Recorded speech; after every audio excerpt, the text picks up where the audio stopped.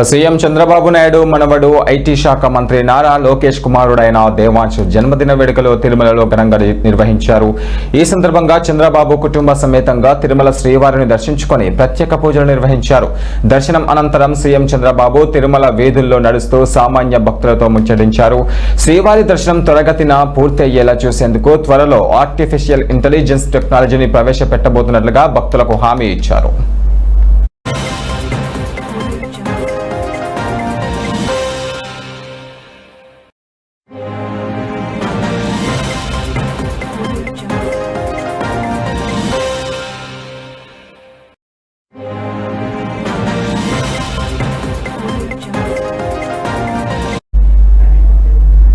ముఖ్యమంత్రి చంద్రబాబు నాయుడు ఆయన అర్ధాంగి భువనేశ్వరి మంత్రి లోకేష్ దేవాంశ్ కలిసి వైకుంఠం క్యూ కాంప్లెక్స్ ద్వారా ఆలయానికి చేరుకున్నారు. వీరికి టీటీడీ అధికారులు అర్చకులు సాంప్రదాయబద్ధంగా స్వాగతం పలికారు. స్వామివారి దర్శనం అనంతరం రంగనాయకుల మండపంలో పండితులు వేదాశీర్వచనలు అందించి తీర్థప్రసాదాలు అందజేశారు.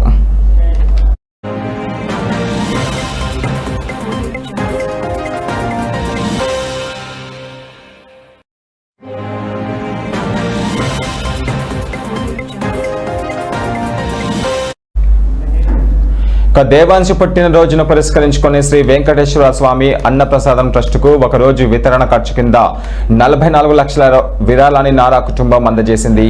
అనంతరం మాతృశ్రీ తరిగొండ వెంగమాంబ అన్నప్రసాద సముదాయంలో చంద్రబాబు, భువనేశ్వరి, లోకేష్, దేవాంశ్ స్వయంగా భక్తులకు అల్పాహారం వడ్డించి వారితో కలిసి అన్నప్రసాదం స్వీకరించారు.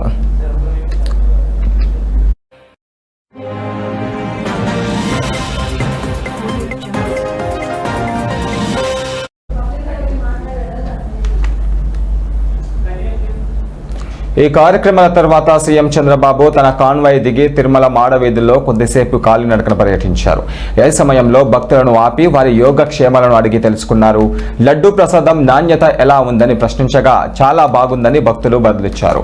దర్శనం మరింత వేగంగా జరిగేలా చూడాలని పలువురు భక్తులు కోరగా సీఎం సానుకూలంగా స్పందించారు. భక్తుల సౌకర్యం కోసమే టీటీడీ ఇంటిగ్రేటెడ్ కమాండ్ కంట్రోల్ వ్యవస్థను ఏర్పాటు చేసిందని, దర్శన ప్రక్రియను వేగవంతం చేయడానికి ఏఐ టెక్నాలజీని తీసుకువస్తామని ఆయన వివరించారు.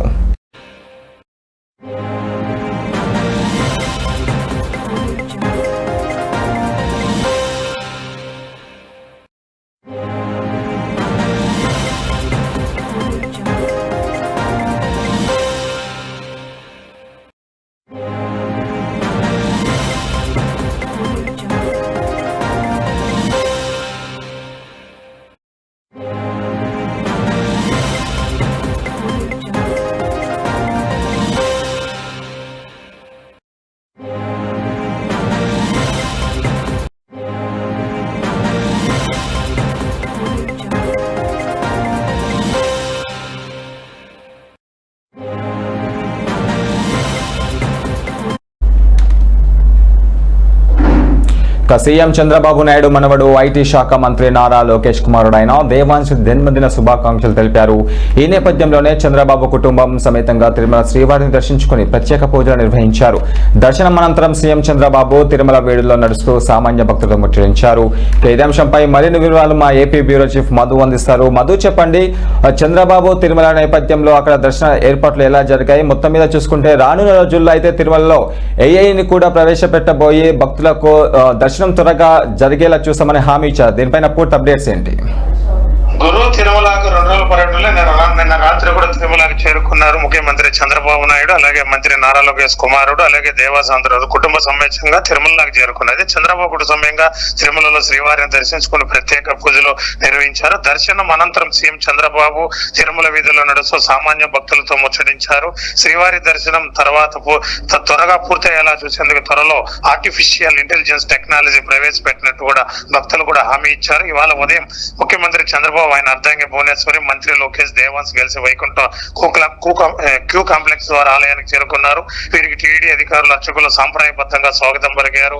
స్వామివారి దర్శనం అనంతరం రంగనాయక మండపంలో పండితులు వేదాశీర్వచనం అందించి తీర్థ ప్రసాదాలు అందజేశారు. అయితే దేవాంశ్ పుట్టినరోజు పురస్కరించుకుని శ్రీ వెంకటేశ్వర స్వామి అన్నప్రసాదం ట్రస్ట్ కు ఒక్కరోజు వితరణ ఖర్చు అయ్యే 44 లక్షల భారీ విరాళం కూడా నారా కుటుంబం అందజేసింది. అనంతరం మాతృశ్రీ తరిగొండ వెంగమాంబ అన్నప్రసాదాన్ని కూడా చంద్రబాబు, భువనేశ్వరి, లోకేష్, దేవాంశ్ స్వయంగా భక్తులతో అల్వాహారం వడ్డించి వారితో కలిసి అన్నద ప్రసాదం కూడా స్వీకరించారు. ఈ కార్యక్రమంలో తర్వాత సీఎం చంద్రబాబు తన కాయను తిరిగి మాడవీడిదల్లో కొద్దిసేపు కాలినడక పర్యటించారు. ఆ సమయంలో భక్తులు కూడా ఆపి వారి యోగక్షేమాలు కూడా అడిగి తెలుసుకున్నారు. లడ్డు ప్రసాదం నాణ్యత ఎలా ఉందని ప్రశ్నకి చాలా బాగుందని భక్తులు కూడా బదులిచ్చారు. దర్శనం మరింత వేగం చేయాలని కూడా భక్తులు కూడా చంద్రబాబును కోరారు. దాని విధంగా చేస్తానని కూడా వాళ్ళకి హామీ కూడా ఇచ్చారు.